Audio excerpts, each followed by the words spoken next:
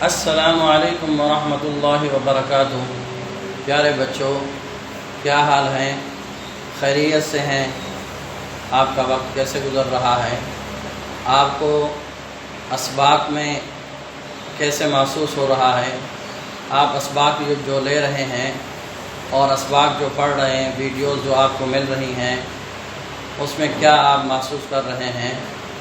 ضرور آپ اچھا محسوس کر رہے ہوں گے اور اپنی تعلیم پہ توجہ بھی دے رہی ہوں گے اور یاد بھی کر رہے ہوں گے، سمجھ بھی رہے ہوں گے۔ اللہ پاک آپ کے علم کے اندر اضافہ فرمائے اور آپ کو اسی طرح اپنی تعلیم میں توجہ دینے کی توفیق عطا فرمائے۔ تو پیارے بچوں، اسلامیات کے کل کے سبق کے اندر ہم نے سورہ انفال کی آیت نمبر 11 تا آیت نمبر 19 ان کے سوالات ہم پڑھ رہے تھے۔ تو اس کا سوال نمبر 1 ہم نے پڑھا تھا۔ کل کے سبق کے اندر سوال نمبر 1 ہم نے پڑھا تھا، اور سوال نمبر 1 یہ تھا کہ اس سبق میں غزوہ بدر کے حوالے سے اللہ تعالیٰ کے کن انعامات کا ذکر ہے۔ یہ سوال نمبر 1 کل ہم نے پڑھا تھا، اور جو انعامات اللہ پاک نے مؤمنین کے اوپر کیے تھے ان انعامات کا ذکر میں نے آپ کے سامنے کیا تھا کہ وہ 4 انعامات تھے۔ کون کون سے تھے؟ تفصیل کے ساتھ میں نے آپ کو پڑھایا، اور بورڈ کے اوپر بھی لکھا ہوا تھا، آپ لوگوں نے بورڈ پہ دیکھا اور اس کو تحریر بھی فرمایا۔ تو آج کے سبق کے اندر ہم سوال نمبر 2 پڑھیں گے۔ سوال نمبر 2 کیا ہے؟ سوال نمبر 2 یہ ہے، کفار کے ساتھ مقابلے کی صورت میں سورہ انفال کی ان آیات میں کیا ہدایات دی گئی ہیں؟ سوال نمبر 2 یہ ہے، کفار کے ساتھ مقابلے کی صورت میں سورہ انفال کی ان آیات میں کیا ہدایات دی گئی ہیں؟ اس سوال نمبر 2 کو میں نے وائٹ بورڈ پہ لکھ دیا ہے، آپ کو نظر بھی آ رہا ہوگا کہ سورہ انفال کی آیات 11 تا 19 میں سوال نمبر 2 کیا ہے؟ سوال نمبر 2 یہ ہے، کفار کے ساتھ مقابلے کی صورت میں سورہ انفال کی ان آیات میں کیا ہدایات دی گئی ہیں؟ جواب، آیت نمبر 15 میں کفار کے ساتھ مقابلے کی صورت میں مجاہدین اسلام کو خصوصی ہدایات دی گئی ہیں۔ آیت نمبر 15 میں کفار کے ساتھ مقابلے کی صورت میں مجاہدین اسلام کو خصوصی ہدایات دی گئی ہیں کہ وہ کسی بھی صورت میں میدان جنگ سے راہ فرار اختیار نہ کریں، کہ وہ کسی بھی صورت میں میدان جنگ سے راہ فرار اختیار نہ کریں۔ غزوہ بدر میں مسلمانوں کی تعداد کافروں سے کم تھی اور مسلمانوں کا اسلحہ بھی کافروں سے کم تھا، اس کے باوجود انہیں حکم دیا گیا ہے کہ وہ کسی صورت نہ بھاگیں بلکہ ثابت قدم رہیں، مگر 2 صورتوں میں جنگ سے پیٹھ پھیرنے کی اجازت دی گئی ہے۔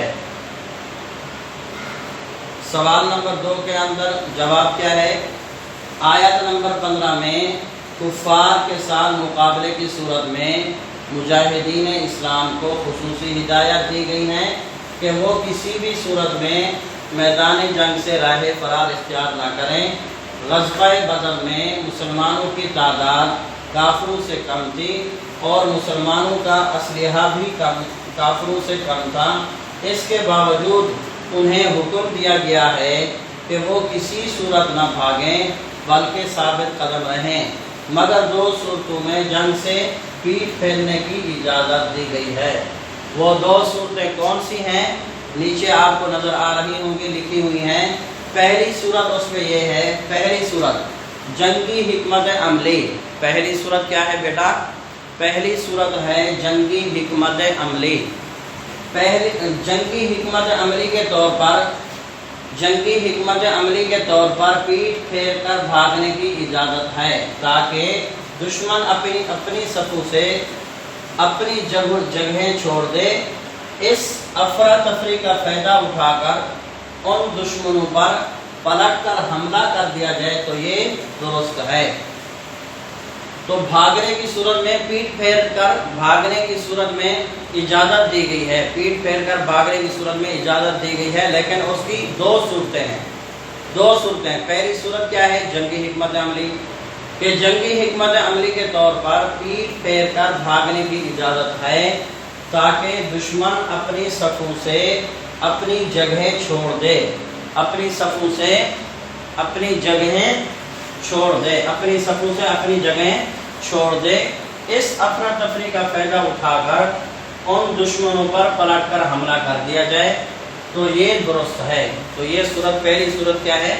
درست ہے کہ اس صورت کے اندر اگر آپ پیٹ پھیر کر بھاگ رہے ہیں اور آپ کی حکمت عملی کیا ہے کہ آپ دشمنوں کے صفیں توڑ دیں گے اور دشمن آپ کے بھاگنے کی وجہ سے اپنی جگہ جیسے ہی توڑے گا تو آپ پلٹ کر اس کے اوپر کیا ہے؟ حملہ کر دیں گے، تو فرمایا کہ یہ صورت درست ہے۔ دوسری صورت فوج سے جا ملنا۔ ایک صورت یہ ہے کہ جنگی حکمت عملی جنگی چال ہے، جنگی چال کے طور پر آپ نے پیٹ پھیری اور وہاں جنگ سے جو ہے نا رائے فرار اختیار کی، اور دوسری صورت یہ ہے کہ فوج سے جا ملنا۔ آپ دشمن کے ساتھ مقابلہ کر رہے تھے اور دشمن کے ساتھ مقابلہ کرتے ہوئے آپ اپنی فوج سے الگ ہو گئے، اور الگ ہونے کی صورت میں آپ یہ چاہ رہے ہیں کہ میں کوئی ایسی صورت اختیار کروں، ایسی صورت اختیار کروں کہ اس صورت کے اندر میں کسی طریقے سے اپنی فوج کے ساتھ جا کر مل جاؤں۔ تو اگر مسلمان لڑتے ہوئے اپنی فوج سے دور نکل جائے اور بھاگ کر اپنی فوج کے کسی حصہ سے ملنا مقصود ہو تو بھی ایسی صورت میں پیٹ پھیر کر واپس لوٹنے کی اجازت دی گئی ہے۔ تو دوسری صورت کیا ہے پیارے بچوں؟ تو دوسری صورت یہ ہے کہ فوج سے جا ملنا۔ اگر مسلمان لڑتے ہوئے اپنی فوج سے دور نکل جائے اور بھاگ کر اپنی فوج کے کسی حصہ سے ملنا مقصود ہو تو بھی ایسی صورت میں پیٹ پھیر کر واپس لوٹنے کی اجازت دی گئی ہے۔ تو یہ دو صورتیں ہیں۔ آگے کہا گیا کہ جو شخص ان دو صورتوں کے سوا، یعنی یہ جو مذکورہ دو صورتیں ہیں جو یہاں لکھی ہوئی ہیں، جنگی چال جنگی حکمت عملی کے طور پر چھوڑ کر پیٹ پھیر کر بھاگ رہا ہے، راہ کر فرار اختیار کر رہا ہے، اور نمبر دو اس کا مقصد یہ ہے کہ میں جنگ کی وجہ سے اپنی فوج سے دور نکل گیا ہوں، تو میں یہ چاہ رہا ہوں کہ کسی طریقے سے میں فوج کے کسی حصہ سے مل جاؤں، اور اس کا مقصود یہی ہے، پیٹ پھیر کر بھاگنے کا مقصود یہی ہے کہ میں کسی طریقے سے اپنی فوج سے مل جاؤں۔ تو فرمایا کہ ان دو صورتوں میں سے کسی صورت کو پر وہ بھاگ رہا ہے تو بھاگنے کی اجازت ہے۔ ان دو صورتوں کے فرمایا کہ جو شخص ان دو صورتوں کے سوا میدان جنگ سے پیٹ پھیر کر بھاگے گا تو اس کا ٹھکانہ جہنم ہے، اور جہنم ایک بہت بری جگہ ہے، اور جہنم کیا ہے؟ ایک بہت بری جگہ ہے۔ تو پیارے بچوں، آج کے سبق کے اندر ہم نے سوال نمبر 2 پڑھا ہے۔ تو سوال نمبر 2 کے اندر ان آیات میں سوال نمبر 2 کیا ہے؟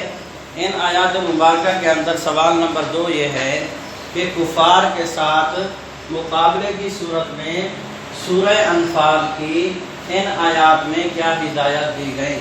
سوال نمبر 2 یہ ہے کفار کے ساتھ مقابلے کی صورت میں سورہ انفال کی ان آیات میں کیا ہدایت دی گئی؟ جواب: آیت نمبر 15 میں کفار کے ساتھ مقابلے کی صورت میں مجاہدین اسلام کو خصوصی ہدایت دی گئی ہیں کہ وہ کسی بھی صورت میں میدان جنگ سے راہ فرار اختیار نہ کریں۔ غزوہ بدر میں مسلمانوں کی تعداد کافروں سے کم تھی اور مسلمانوں کا اسلحہ بھی کافروں سے کم تھا، اس کے باوجود انہیں حکم دیا گیا ہے کہ وہ کسی صورت نہ بھاگیں بلکہ ثابت قدم رہیں، مگر 2 صورتوں میں جنگ سے پیٹ پھیرنے کی اجازت دی گئی ہے۔ پہلی صورت جنگی حکمت عملی کے طور پر پیٹ پھیر کر بھاگنے کی اجازت ہے تاکہ دشمن اپنی صفوں سے اپنی جگہیں چھوڑ دے، اس افراتفری کا فائدہ اٹھا کر ان دشمنوں پر پلٹ کر حملہ کر دیا جائے، تو یہ صورت درست ہے۔ دوسری صورت فوج سے جا ملنا۔ اگر مسلمان لڑتے ہوئے اپنی فوج سے دور نکل جائے اور بھاگ کر اپنی فوج کے کسی حصہ سے ملنا مقصود ہو تو بھی ایسی صورت میں پیٹھ پھیر کر واپس لوٹنے کی اجازت دی گئی ہے۔ جو شخص ان دو صورتوں کے سوا میدان جنگ پیٹھ پھیر کر بھاگے گا تو اس کا ٹھکانہ جہنم ہے، اور جہنم ایک بہت بری جگہ ہے۔ تو سمجھ میں آ گیا؟ جتنے بھی بوائز بیٹھے ہیں، گرلز بیٹھی ہیں، سب کو یہ سوال نمبر 2 سمجھ میں آ گیا ہے، اور سوال نمبر 2 میں نے وائٹ بورڈ پہ لکھ دیا ہے۔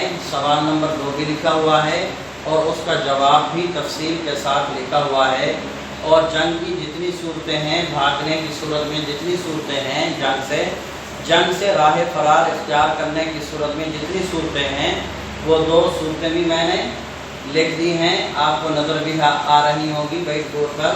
تو آپ حضرات اس پورے سبق کو دیکھ کر اس کو اپنی اسلامیات کی بک کے اندر آپ تحریر کر لیں، لکھ لیں، اور لکھنے کے بعد آپ کو اس کے یاد کرنے میں، اس کے سمجھنے میں، پڑھنے میں آپ کو آسانی ہو۔ سمجھ میں آ گئی بات؟ تو آپ حضرات اس کو اچھی طریقے سے دیکھ کے لکھ لیں کہ یہ آپ کو سمجھ میں آ رہا ہے۔ اگر پھر بھی آپ کو کوئی چیز سمجھ نہیں آتی، کوئی آپ کو الفاظ سمجھ نہیں آ رہے جو اس میں لکھے ہوئے ہیں، تو آپ کمنٹ میں ہم سے اس کا کوئی بھی سوال پوچھنا ہے، کوئی بھی چیز آپ نے پوچھنی ہے تو آپ پوچھ سکتے ہیں۔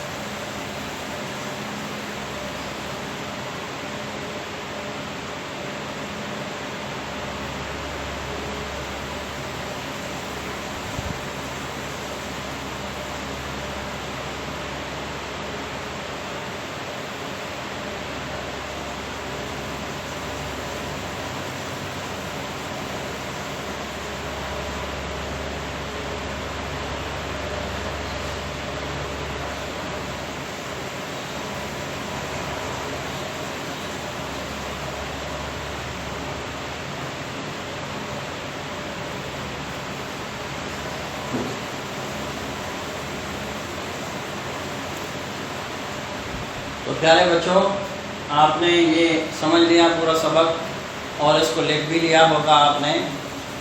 تو پیارے بچوں، جس طرح ہم اسلامیات پڑھ رہے ہیں، یہ قرآن مجید ہے اور قرآن مجید کی آیات کا ترجمہ ہے، قرآن پاک بھی پڑھا جاتا ہے اور ساتھ میں ہم ان آیات کی تشریح بھی پڑھتے ہیں۔ تو یہ قرآن ہے اور قرآن پاک کا ادب بھی ہمارے لیے بہت ضروری ہے۔ ہم قرآن پاک کا جتنا ادب و احترام کریں کم ہے۔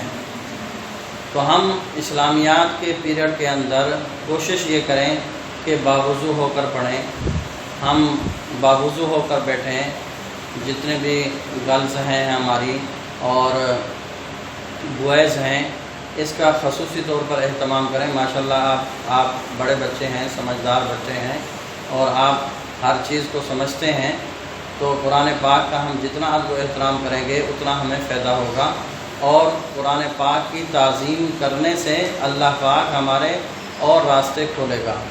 تو اس لیے وضو کا بھی خاص طور پر اہتمام کریں کہ وضو کے ہمیں فرائض کا پتہ ہونا چاہیے، وضو کے سنن کیا ہیں ان کا ہمیں معلوم ہونا چاہیے۔ وضو کے فرائض کے اندر 4 فرائض ہیں۔ اب وضو کا سب سے پہلا فرض یہ ہے کہ سب سے پہلے ہم نے چہرہ دھونا ہے۔ چہرہ کہاں سے کہاں تک ہے؟ تو چہرہ پیشانی کے بالوں سے تھوڑی کے نیچے تک، ایک کان کی لو سے دوسرے کان کی لو تک، یہ پورا مکمل چہرہ ہے۔ تو یہ وضو کا پہلا فرض ہے۔ دوسرا فرض کیا ہے وضو کا؟ کہ دونوں ہاتھ ہم نے کونیوں سمیت دھونے ہیں۔ تیسرا فرض کیا ہے کہ ہم نے پورے سر کا مسح کرنا ہے، کانوں کا مسح کرنا ہے، گردن کا مسح کرنا ہے، یہ تیسرا فرض ہے۔ اور چوتھا فرض کیا ہے وضو کا؟ کہ ہم نے دونوں پاؤں ٹخنوں سمیت دھونے ہیں۔ تو یہ وضو کے فرائض ہیں۔ یہ وہ فرائض ہیں اگر اس میں سے ایک فرض بھی آپ نے چھوڑ دیا عمدن یا بھول کر تو آپ کا وضو نہیں ہوگا۔ اور اس کے ساتھ جو سنن ہیں، جیسے ہم اپنے ہاتھوں کو 3 مرتبہ دھوتے ہیں تو یہ سنت ہے۔ پھر اس کے ساتھ ہم 3 مرتبہ کلی کرتے ہیں چلو میں پانی لے کر ہم پھر اس کو 3 مرتبہ اس سے کلی کرتے ہیں۔ پھر 3 مرتبہ ہم ناک میں پانی ڈالتے ہیں، ناک جھاڑتے ہیں۔ تو یہ 3 مرتبہ کلی کرنا، 3 مرتبہ ناک میں پانی ڈالنا، یہ سنت ہے۔ تو وضو کو ہم ایسے کریں کہ ہمیں سنت کا ثواب بھی مل جائے اور ہمیں فرض کا ثواب بھی مل جائے۔ وضو کی سنتوں کا بھی ہم نے خیال کرنا ہے اور اس کے فرائض کا بھی ہم نے خیال کرنا ہے، تاکہ ہمارا وضو سنت طریقے سے مکمل ہو جائے اور ہمیں ثواب بھی وضو کا مکمل مل جائے۔ تو میں عرض کر رہا تھا کہ یہ سبق اسلامیات کا سبق ہے، قرآن پاک اس کے اندر پڑھایا جاتا ہے اور اس کی تشریحات ہم پڑھتے ہیں۔ تو وضو کا بھی ہم خاص طور پر اہتمام کریں، تاکہ دیکھیں ہر کتاب جو بھی ہم جتنے بھی ہم سبجیکٹ پڑھتے ہیں تو یہ اسلامیات دوسرے سبجیکٹ کی طرح نہیں ہے، بلکہ اس کے اندر قرآن پاک ہے، قرآن اللہ کا کلام ہے۔ تو اس کو مد نظر رکھتے ہوئے ہم اس کے آداب کو بھی ضرور ہم ملحوظ خاطر رکھیں، اس کا ضرور ہم خیال کریں۔ جتنا ہم قرآن پاک کا ادب کریں گے کم ہے۔ قرآن اللہ کا کلام ہے، اللہ کی ذات بہت بڑی ہے، قرآن بھی اللہ کا بہت بڑا ہے۔ تو سمجھ میں آ گئی ہوگی، سب حضرات کو میری بات سمجھ میں آ گئی ہوگی، جتنے بھی بوائز ہیں گرلز ہیں، آپ لوگ توجہ سے سبق سن رہے ہوں گے۔ اللہ پاک ہمیں ان گزارشات کے اوپر عمل کرنے کی توفیق عطا فرمائے۔ سبق کو غور سے سنیں، سمجھیں اور پھر جو سبق پڑھایا جائے اس کو اچھے طریقے سے اسلامیات کی بک کے اندر محفوظ کریں اور پھر اس کو اسی طریقے سے یاد کرنے کی کوشش کریں۔ اسی کے اوپر میں اپنے سبق کا اختتام کرتا ہوں۔ السلام علیکم ورحمۃ اللہ وبرکاتہ۔